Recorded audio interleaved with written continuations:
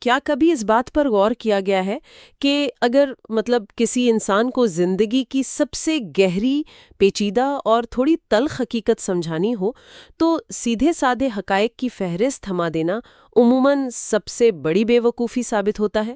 ہاں بالکل، کیونکہ انسان کی فطرت ہے نا کہ اگر اسے سیدھی بات بتائی جائے تو وہ فوراً ایک دفاعی خول میں چلا جاتا ہے۔ صحیح۔ لیکن اگر اسی حقیقت کو یعنی اسی بات کو ایک کہانی کے روپ میں پیش کیا جائے تو وہی انسان نہ صرف اسے سنتا ہے بلکہ اسے اپنے دل میں بھی اتار لیتا ہے۔ اور یہی وہ چیز ہے جو کہانی یا بیانیے کو اتنا طاقتور بناتی ہے۔ حقائق دماغ تک پہنچتے ہیں لیکن کہانی سیدھا دل پر اثر کرتی ہے۔ بالکل۔ تو آج کے اس گہرے تجزیے میں یا یوں کہہ لیں اس علمی نشست میں ہم جس ماخذ پر بات کر رہے ہیں وہ دراصل انسانی نفسیات، رابطے اور علم کی منتقلی کا ایک حیرت انگیز ماسٹر کلاس ہے۔ واقعی، اور یہ کوئی عام ماخذ نہیں ہے۔ جی ہاں، ہم بات کر رہے ہیں قرآن مجید کی سورت یوسف کے ابتدائی حصے کی، یعنی پہلی 3 آیات کی۔ بظاہر یہ صرف چند سطریں ہیں، لیکن اگر انہیں کھوجا جائے تو یہ بتاتی ہیں کہ انسانی دماغ کام کیسے کرتا ہے۔ اور اسے سکھانے کا بہترین طریقہ کیا ہے؟ صحیح، اور کیسے انسان کو لا علمی کے اندھیرے سے نکال کر مکمل شعور تک پہنچایا جا سکتا ہے۔ میں تو اسے ایک ایسے روشن نقشے کی طرح دیکھتی ہوں جو اندھیرے میں بھٹکنے والے کو اچانک مل جائے۔ بہت خوبصورت تشبیہ ہے، اور دیکھیں یہی وہ پہلو ہے جو اس پورے ماخذ کو محض ایک مذہبی متن سے بڑھ کر انسانی ابلاغ یعنی کمیونیکیشن کا ایک آفاقی ماڈل بنا دیتا ہے۔ جب ہم کسی کو کوئی پیچیدہ بات سمجھانا چاہتے ہیں تو سب سے بڑا چیلنج یہ نہیں ہوتا کہ معلومات کیا ہیں۔ تو پھر چیلنج کیا ہوتا ہے؟ چیلنج یہ ہوتا ہے کہ سننے والے کا ذہن اس معلومات کو قبول کرنے کے لیے تیار ہے یا نہیں۔ اور یہ آیات بالکل اسی ترتیب سے انسانی ذہن کی تہ کھولتی ہیں۔ اچھا، وہ کیسے؟ دیکھیں، پہلے انسان کی انا کو توڑا جاتا ہے، پھر اسے ایک واضح تصور دیا جاتا ہے، اس کے بعد اس کی تنقیدی سوچ کو متحرک کیا جاتا ہے، اور آخر میں اسے ایک ایسے بیانیے یا کہانی کے حوالے کیا جاتا ہے جو ہمیشہ کے لیے اس کی سوچ کا زاویہ بدل دے۔ ارے واہ! بالکل ایسا ہی ہے، یہ ایک پورا مرحلہ وار عمل ہے۔ چلیں پھر اسی ترتیب سے اس ماخذ کے اندر اترتے ہیں۔ سب سے پہلی چیز جو سامنے آتی ہے وہ میرے لیے انتہائی حیران کن، بلکہ سچ کہوں تو تھوڑی سی متضاد یعنی کانٹراڈکٹری بھی محسوس ہوتی ہے۔ آپ کس حصے کی بات کر رہی ہیں؟ میں آغاز کی بات کر رہی ہوں۔ کلام کا آغاز ہوتا ہے الف لام را سے۔ اب یہ وہ حروف ہیں جنہیں حروف مقطعات کہا جاتا ہے، اور جہاں تک میری معلومات ہیں کوئی انسان آج تک دعوے سے نہیں کہہ سکا کہ ان حروف کا اصل مطلب کیا ہے۔ صحیح بات ہے، یہ ایک راز ہے۔ تو شروعات ایک انتہائی گہرے راز اور مکمل پراسراریت سے ہو رہی ہے، لیکن بالکل اسی سانس میں اگلا جملہ ہے تِلْکَ آیاتُ الْکِتَابِ الْمُبِینِ، یعنی یہ اس کتاب کی آیات ہیں جو بالکل واضح ہیں۔ بالکل واضح یعنی مبین۔ ہاں، اب یہاں میرے ذہن میں ایک بہت بڑا سوال پیدا ہوتا ہے۔ اگر ایک چیز کو اتنا ہی واضح اور روشن ہونا تھا تو اس کا آغاز ایسی چیز سے کیوں کیا گیا جس سے سمجھنا ہی انسانی عقل کے بس میں نہیں؟ کیا یہ دعویٰ اور حقیقت کا ٹکراؤ نہیں ہے؟ یہ سوال بالکل فطری ہے، اور سطحی طور پر دیکھنے میں یہ واقعی ایک تضاد لگتا ہے، لیکن اگر ہم اسے انسانی نفسیات اور جو سیکھنے کا عمل ہوتا ہے ہمارا جو کوگنیٹو پروسیس ہے اس کے زاویے سے دیکھیں تو کیا یہ کوئی خاص ٹیکنیک ہے؟ جی، یہ دراصل ایک شاہکار ٹیکنیک ہے۔ دیکھیں، انسان کا سب سے بڑا مسئلہ اس کا یہ تکبر ہے کہ وہ سمجھتا ہے کہ وہ سب کچھ جانتا ہے۔ بالکل، انسان کی انا۔ ہاں نا، جب کوئی شخص یہ سوچ کر بیٹھ جائے کہ اس کا علم مکمل ہے تو اس کے ذہن کا پیالہ بھر چکا ہوتا ہے، اس میں مزید کچھ نہیں ڈالا جا سکتا۔ وہ ایک طرح سے اپنے دماغ کے دروازے بند کر چکا ہوتا ہے۔ بالکل۔ تو جب کوئی متن کا آغاز ہی الف لام را جیسے ناقابل فہم الفاظ سے ہوتا ہے تو وہ انسانی دماغ کے لیے ایک جھٹکے کا کام کرتا ہے، ایک پیٹرن انٹرپٹ۔ اچھا، یعنی پڑھنے یا سننے والا اچانک ٹھہر جاتا ہے۔ جی، اسے فوراً احساس ہوتا ہے کہ نہیں، میرے علم کی ایک حد ہے۔ یہ حروف انسان کو اس کی اپنی فکری محدودیت کا شیشہ دکھاتے ہیں۔ ارے واہ، یہ تو بہت گہری بات ہے۔ یعنی پہلے اس کی اکڑ توڑی جاتی ہے۔ بالکل، جب یہ عاجزی پیدا ہو جاتی ہے، جب انسان یہ تسلیم کر لیتا ہے کہ کائنات میں ایسے راز ہیں جو اس کی عقل سے ماورا ہیں، تب جا کر ذہن کا وہ بند دروازہ کھلتا ہے۔ اور پھر کیا ہوتا ہے؟ اور بالکل اسی لمحے، مطلب جب ذہن معلومات کو جذب کرنے کے لیے پوری طرح تیار اور خالی ہوتا ہے، تب اگلا لفظ آتا ہے مبین، یعنی اب جو بتایا جائے گا وہ بالکل واضح، شفاف اور روشن ہوگا۔ یہ بات واقعی مجھے سوچنے پر مجبور کر رہی ہے۔ یعنی پہلے اس وہم کو توڑا گیا کہ انسان سب کچھ جانتا ہے، اور پھر اسے یہ یقین دہانی کرائی گئی کہ جو کچھ اس کی رہنمائی کے لیے ضروری ہے وہ اس سے چھپایا نہیں جائے گا۔ بالکل درست۔ لیکن یہاں اس لفظ مبین کو بھی تھوڑا مزید کھنگالنے کی ضرورت محسوس ہوتی ہے مجھے۔ کیا واضح ہونے کا مطلب محض یہ ہے کہ اس کی زبان آسان ہے؟ نہیں، زبان کا آسان ہونا اس کا صرف ایک پہلو ہے۔ عربی لغت میں مبین کا مطلب صرف یہ نہیں کہ وہ چیز خود اپنا مطلب صاف طور پر بیان کر رہی ہے۔ تو پھر اور کیا مطلب ہے اس کا؟ اس کا ایک بہت گہرا مطلب یہ ہے کہ وہ دیگر چیزوں کو بھی واضح کر دینے والی ہے۔ اس کی مثال ایک انتہائی طاقتور سرچ لائٹ کی سی ہے جو گہرا اندھیرے میں جلا دی جائے۔ Search light. اب وہ روشنی خود تو نظر آ ہی رہی ہوتی ہے، لیکن اس کا اصل کمال کیا ہوتا ہے؟ اس کا کمال یہ ہوتا ہے کہ وہ ارد گرد کی ان تمام چیزوں کو بھی واضح کر دیتی ہے جو پہلے سے وہاں موجود تھیں لیکن اندھیرے کی وجہ سے نظر نہیں آ رہی تھیں۔ ارے واہ! یعنی حقائق موجود تھے، بس روشنی نہیں تھی؟ بالکل۔ یہ کتاب جب مبین بن کر آتی ہے تو وہ زندگی کے مقصد، رشتوں کی حقیقت اور کائنات کے اصولوں پر پڑا ہوا دھندلکا چھانٹ دیتی ہے۔ یہ سرچ لائٹ والی مثال تو بہت ہی زبردست ہے، لیکن فرض کریں کہ سرچ لائٹ جلا دی گئی، ہر چیز واضح ہو گئی۔ اب وہ چیزیں نظر تو آ رہی ہیں، لیکن اگر ان چیزوں کو سمجھنے اور ان کا تجزیہ کرنے کی صلاحیت ہی موجود نہ ہو تو روشنی کا بھی کیا فائدہ؟ بہت خوب، یہ بہت اہم سوال ہے نا؟ اگر میرے سامنے ایک انتہائی پیچیدہ سرکٹ بورڈ رکھ دیا جائے اور اس پر تیز ترین روشنی ڈال دی جائے، تب بھی میں اسے نہیں سمجھ سکتی۔ ظاہر ہے کہ آپ کے پاس اسے سمجھنے کا علم یا فریم ورک نہیں ہے۔ بالکل، اور مجھے لگتا ہے کہ یہی وہ الجھن ہے جسے اس ماخذ کی دوسری آیت حل کرتی ہے۔ دوسری آیت میں کہا گیا اِنَّا أَنزَلْنَاهُ قُرْآنًا عَرَبِيًّا لَعَلَّكُمْ تَعْقِلُونَ، یعنی اسے عربی قرآن بلا کر اتارا گیا تاکہ عقل سے کام لیا جا سکے۔ تو یہاں واضح ہونے کو ایک خاص زبان یعنی عربی اور پھر اس کے نتیجے میں پیدا ہونے والی عقل سے جوڑ دیا گیا ہے۔ کیا میں صحیح سمجھ رہی ہوں؟ بالکل صحیح سمجھ رہی ہیں آپ۔ اس مقام پر ہم ابلاغ کے ایک بالکل نئے اور گہرے مرحلے میں داخل ہو جاتے ہیں۔ جب ہم زبان کی بات کرتے ہیں تو جدید لسانیات یعنی لنگوسٹکس اس کا بھی یہی ماننا ہے۔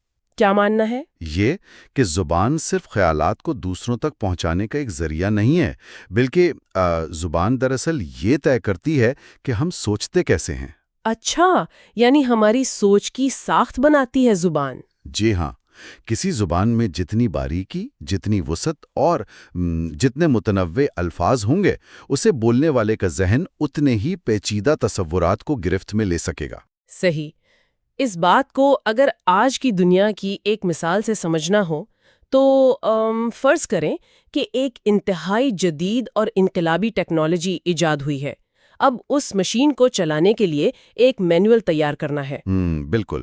اگر وہ مینول کسی ایسی زبان میں لکھ دیا جائے جس میں تکنیکی پیچیدگیوں کو بیان کرنے کے لیے الفاظ ہی سرے سے موجود نہ ہوں تو کیا ہوگا؟ تو وہ مینول کسی کام کا نہیں رہے گا۔ وہی نا، مشین پر کام کرنے والے انجینئرز شاید چند بنیادی ہدایات رٹ لیں، لیکن وہ کبھی اس مشین کے کام کرنے کی اصل سائنس کو نہیں سمجھ پائیں گے۔ بالکل ایسا ہی ہے۔ تو کیا یہاں یہ کہا جا رہا ہے کہ انسان نامی اس پیچیدہ ترین وجود کو اور کائنات کے اصولوں کو سمجھنے کے لیے جس سطح کی گہرائی درکار تھی، اس کے لیے ایک ایسی زبان کا انتخاب کیا گیا جو ان تصورات کا بوجھ اٹھا سکے؟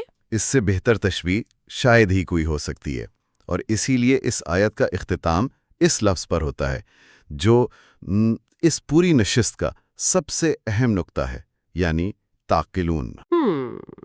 تعقلون یعنی عقل استعمال کرنا۔ جی، لیکن یہ محض ایک عام سا سمجھنے کا نام نہیں ہے۔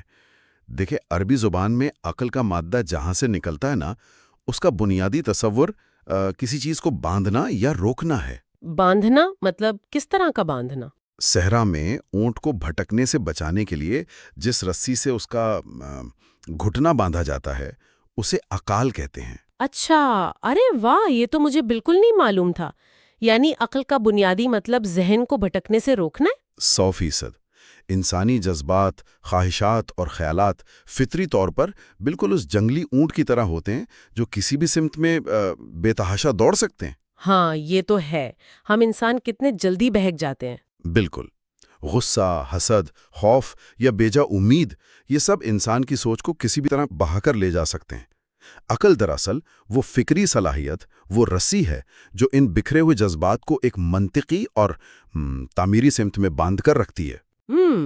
تو جب یہ ماخذ کہتا ہے کہ تاکہ عقل سے کام لیا جا سکے، تو یہ دراصل اندھے عقیدے یا محض جذباتی وابستگی کی نفی کر رہا ہے۔ بالکل، یہ مطالبہ کر رہا ہے کہ انسان اس واضح کتاب کو صرف عقیدت سے پڑھے نہیں، بلکہ اس پر تنقیدی سوچ یعنی کرٹیکل تھنکنگ کا اطلاق کرے۔ صحیح، اس کے اصولوں کا تجزیہ کرے اور اپنے بکھرے ہوئے خیالات کو ایک سمت میں باندھے۔ لیکن یہاں آ کر میں ایک بار پھر تھوڑی سی الجھن کا شکار ہو رہی ہوں۔ جی بتائیں، کیا الجھن ہے؟ اگر مقصد تنقیدی سوچ کو ابھارنا ہی ہے، اگر انسانی عقل کو اتنی ہی اہمیت دی جا رہی ہے، تو اس پیغام کو پہنچانے کا طریقہ کار کچھ اور ہونا چاہیے تھا۔ کچھ اور مطلب کیسا ہونا چاہیے تھا؟ مطلب منطق، فلسفے کی پیچیدہ بحثیں یا ریاضی کے فارمولے استعمال کیے جاتے۔ عقل تو انہی چیزوں سے اپیل ہوتی ہے نا۔ آپ کی بات بظاہر وزن رکھتی ہے، لیکن جب ہم تیسری آیت کی طرف بڑھتے ہیں تو طریقہ کار بالکل ہی مختلف نظر آتا ہے۔ آیت کے الفاظ ہیں نحن نقص علیک احسن القصص، یعنی ہم بہترین قصہ سناتے ہیں۔ جی، بہترین قصہ۔ تو عقل کو بیدار کرنے کے لیے ایک قصے یا کہانی کا سہارا کیوں لیا گیا؟ کہانیاں تو بچے سنتے ہیں سونے کے لیے یا لوگ تفریح کے لیے فلمیں دیکھتے ہیں۔ کائنات کے سب سے سنجیدہ حقائق کو ایک کہانی کے روپ میں کیوں پیش کیا جا رہا ہے؟ یہ وہ سوال ہے جس کا جواب انسانی دماغ کی ساخت میں چھپا ہے۔ ماہرین نفسیات ہمیں بتاتے ہیں کہ انسانی دماغ حقائق یا اعداد و شمار کو اس طرح پروسیس نہیں کرتا جس طرح وہ ایک بیانیے یا کہانی کو کرتا ہے۔ اچھا، کیا فرق ہوتا ہے دونوں میں؟ جب انسان کوئی خشک حقیقت سنتا ہے تو اس کا دماغ ایک چوکیدار کی طرح اسے پرکھنے لگتا ہے، اس میں خامیاں نکالتا ہے اور فوراً مزاحمت یعنی ریاکٹنس شو کرتا ہے۔ صحیح۔ لیکن جب وہی بات ایک کہانی کے کرداروں کے ذریعے سامنے آتی ہے تو دماغ کا وہ چوکیدار سو جاتا ہے۔ ارے واہ، یہ تو ہم اپنی روزمرہ زندگی میں بھی دیکھتے ہیں۔ ہم انسان نصیحت برداشت کرنے کے معاملے میں انتہائی برے ہیں۔ بالکل ایسا ہی ہے نا؟ اگر کوئی ڈاکٹر سختی سے کہے کہ اپنی طرز زندگی بدلو ورنہ تباہ ہو جاؤ گے، تو ہم شاید اس کی بات سن کر نظر انداز کر دیں۔ 100% ایسا ہی ہوتا ہے۔ لیکن اگر ہم کسی ایسے شخص کی کہانی سنیں یا اس پر بنی کوئی دستاویزی فلم یعنی ڈاکیومنٹری دیکھیں جس نے بالکل ہماری جیسی غلطیاں کی اور اس کا انجام برا ہوا، تو ہم فوراً ڈر جاتے ہیں، ہم خود کو اس کی جگہ محسوس کرنے لگتے ہیں۔ بالکل، کہانی انسان کے دفاعی نظام جو ڈیفنس میکنزم ہے اس کو بائی پاس کر جاتی ہے۔ انسان کہانی کے کرداروں کے ساتھ ایک جذباتی تعلق قائم کر لیتا ہے۔ ہاں، وہ ہیرو کی جیت پر خوش ہوتا ہے اور اس کے ہارنے پر روتا ہے۔ جی، وہ ان کی کامیابیوں کو اپنی کامیابی سمجھتا ہے اور ان کے دکھوں پر افسردہ ہوتا ہے۔ اس طرح وہ سبق جو براہ راست دینے پر انا کا مسئلہ بن سکتا تھا، وہ کہانی کے ذریعے انسان کے لاشعور میں بغیر کسی مزاحمت کے داخل ہو جاتا ہے۔ بڑی زبردست اسٹریٹجی ہے۔ اور جب ماخذ یہ کہتا ہے کہ ہم احسن القصص یعنی بہترین قصہ سنا رہے ہیں، تو اس کا مطلب صرف یہ نہیں کہ اس کا پلاٹ بہت اچھا ہے یا اس میں سسپینس ہے۔ تو پھر کسی قصے کو احسن یعنی بہترین کیا چیز بناتی ہے؟ کیونکہ کہانیاں تو بہت سی ہیں دنیا میں، کچھ بہت مشہور ہیں، کچھ انسان کو کچھ دیر کے لیے اس کی حقیقی زندگی سے کاٹ کر ایک خیالی دنیا میں لے جاتی ہیں۔ ہاں، اور ایک عام تفریحی کہانی اور ایک احسن القصص میں یہی تو بنیادی فرق ہے۔ تفریح کے لیے بنی کہانی انسان کو حقیقت سے فرار یعنی اسکیپزم کا راستہ دیتی ہے۔ صحیح۔ آپ چند گھنٹے کے لیے اپنی پریشانیاں بھول جاتے ہیں، لیکن جب کہانی ختم ہوتی ہے آپ کی ذات میں کوئی تبدیلی نہیں آتی، آپ وہیں کے وہیں ہوتے ہیں۔ تو پھر احسن القصص کیا کرتا ہے؟ اس کے برعکس جو بیانیہ احسن القصص کے معیار پر پورا اترتا ہے وہ آپ کو حقیقت سے دور لے جانے کے بجائے آپ کو حقیقت کے بالکل روبرو کھڑا کر دیتا ہے۔ یعنی آئینہ دکھا دیتا ہے۔ بالکل، وہ آپ کے اندر وہ تنقیدی سوچ، وہ تعقلون بیدار کر دیتا ہے جس کا ذکر پچھلی آیت میں تھا۔ وہ محض ماضی کا کوئی قصہ نہیں رہتا، بلکہ وہ انسانی حسد، اقتدار، صبر، سازشوں اور انجام کی ایک ایسی زندہ تصویر بن جاتا ہے جس میں ہر دور کا انسان اپنا عکس دیکھ سکتا ہے۔ ارے واہ!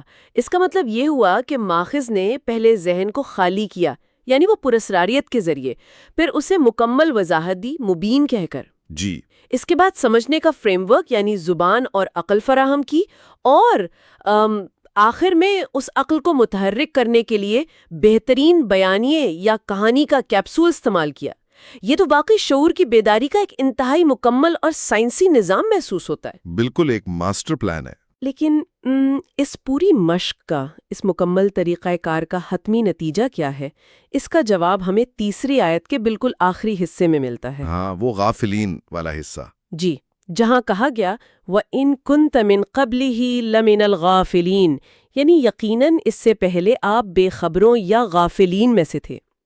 اب جب ہم لفظ غافل سنتے ہیں تو عام طور پر اسے ایک طعنے یا توہین کے طور پر لیا جاتا ہے۔ ایسا ہی ہے۔ ایسا لگتا ہے جیسے کہا جا رہا ہو کہ تم جان بوجھ کر سچائی سے بھاگ رہے تھے۔ کیا واقعی یہاں یہی مطلب ہے؟ نہیں، یہ ایک بہت اہم نقطہ ہے جسے اکثر غلط سمجھا جاتا ہے۔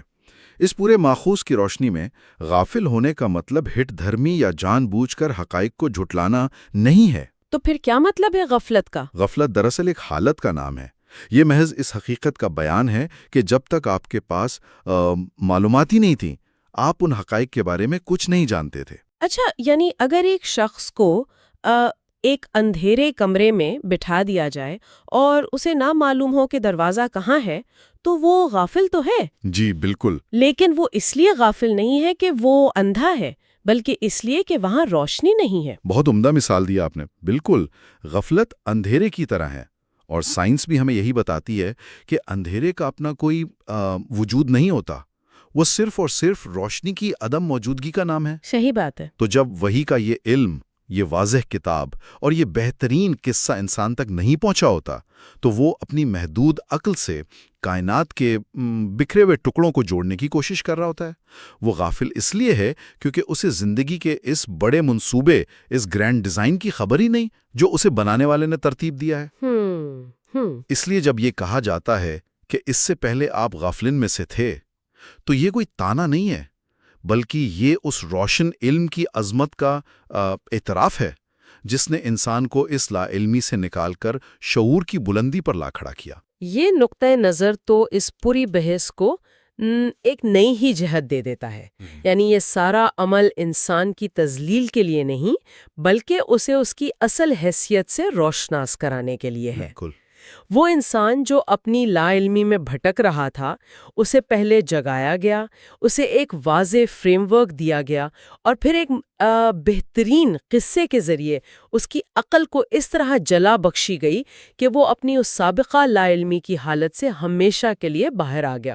اور سیکھنے والوں اور غور و فکر کرنے والوں کے لیے، مطلب ہم سب کے لیے، اس پورے ماخذ میں سب سے بڑا سبق یہی ہے، چاہے ہم دنیاوی علوم کی بات کریں یا کائنات کی حقیقتوں کو جاننے کی۔ علم کا سفر ہمیشہ اپنی لا علمی کے اعتراف سے، یعنی اسی آہراہ کی کیفیت سے شروع ہوتا ہے۔ عاجزی سے۔ جی، اور پھر وضاحت کی تلاش میں آگے بڑھتا ہے، عقل کو استعمال کرنے کے اصولوں پر کھڑا ہوتا ہے، اور ایک ایسے بیانیے سے مکمل ہوتا ہے جو انسان کے باطن کو تبدیل کر دے۔ کوئی بھی سچا علم آپ کو غفلت کی حالت میں نہیں چھوڑ سکتا۔ بالکل سچ کہا آپ نے۔ اگر کوئی معلومات آپ کو بیدار نہیں کر رہی، آپ کی تنقیدی سوچ کو متحرک نہیں کر رہی، تو پھر وہ علم نہیں ہے، وہ محض ڈیٹا ہے۔ زبردست۔ تو ہم نے اس سارے تجزیے میں دیکھا کہ کس طرح اس ماخذ نے رابطے کا، کمیونیکیشن کا ایک ایسا شاندار نظام وضع کیا جو سیدھا انسان کے دل اور دماغ کو بے وقت نشانہ بناتا ہے۔ واقعی یہ بے مثال ہے۔ لیکن اس سب پر غور کرتے ہوئے میرے ذہن میں ایک ایسا سوال گردش کر رہا ہے جو مجھے یقین ہے کہ سننے والوں کے لیے بھی کافی سوچ بچار کا باعث بنے گا۔ اچھا، وہ کیسا سوال ہے؟ دیکھیں، ہم نے تفصیل سے بات کی کہ کس طرح عقل کو ابھارنے یعنی تعقلن اور بہترین قصہ سنانے یعنی احسن القصص کے درمیان ایک گہرا رشتہ قائم کیا گیا۔ بالکل بات ہوئی۔ اس سے ایک بڑا عجیب سا خیال پیدا ہوتا ہے، کیا یہ ممکن ہے کہ انسان نامی یہ وجود فطرتاً اور حیاتیاتی طور پر مطلب بایولوجیکلی کچھ اس طرح سے ڈیزائن کیا گیا ہے کہ یہ کائنات کے سب سے بڑے، سب سے گہرے اور سب سے پیچیدہ حقائق کو ایک کہانی کے بغیر کبھی مکمل طور پر سمجھ ہی نہیں سکتا؟ یہ تو بہت ہی گہرا نکتہ ہے۔ کیا ہماری شعوری ساخت ایسی ہے کہ ہم چاہے جتنا بھی سائنسی ترقی کر لیں، جتنا بھی ڈیٹا اکٹھا کر لیں، جب تک ہم ان حقائق کو ایک بیانیے، ایک قصے کے روپ میں نہیں دیکھتے، ہمارا دماغ انہیں حقیقت ماننے سے انکاری رہتا ہے؟ یعنی آپ کا مطلب ہے کہ ہم کہانیاں سننے کے لیے ہی بنے ہیں؟ جی۔ کیا یہ سوچا جا سکتا ہے کہ انسانی ذہن دراصل حقائق جمع کرنے کی مشین نہیں ہے، بلکہ ایک ایسی مشین ہے جو صرف کہانیاں پروسیس کرتی ہے اور ان کہانیوں کے ذریعے ہی حقیقت تک پہنچتی ہے؟ ارے واہ، یہ واقعی ایک ایسا سوال ہے جو فلسفے اور نفسیات کی سرحدوں کو ملا دیتا ہے اور انسان کو خود اپنے وجود کے طریقے پر نئے سرے سے غور کرنے پر مجبور کرتا ہے۔ اور اسی گہرے اور فکر انگیز سوال کے ساتھ ہم آج کے اس غور و فکر کے سفر کو یہیں تمام کرتے ہیں۔ بالکل۔ یہ روشن اور واضح کتاب اور اس میں موجود یہ بہترین قصے ہمارے سامنے ہیں۔ عام طور پر دیکھا جائے تو ہمیں یہ سوچنا چاہیے کہ ہم اپنی زندگیوں میں کون سی کہانیاں سن رہے ہیں، اور کیا وہ کہانیاں ہمارے ذہن کو روشن کر کے شعور کی طرف لے جا رہی ہیں، یا محض ہمیں وقت گزارنے کا بہانہ دے کر کسی نئی غفلت میں دھکیل رہی ہیں۔